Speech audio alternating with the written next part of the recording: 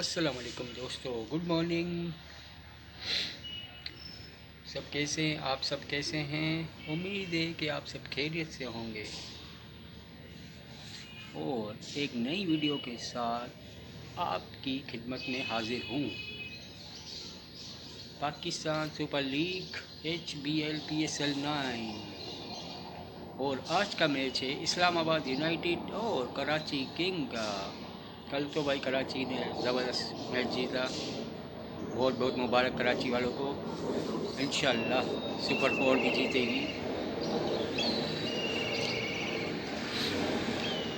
और उम्मीद है कि ये वीडियो ज़रूर आपको पसंद आई होगी। लाइक और शेयर तो ज़रूर कर देना मेरे दोस्त, और मेरे चैनल को सब्सक्राइब करके बेल आइकन के बटन को दबा देना कि इस तरह की वीडियो सबसे पहले आप तक पहुंचती रहे। तो अपने भाई को इजाज़त दें, किसी नई वीडियो के साथ मिलेंगे। तब तक के लिए अल्लाह हाफिज़।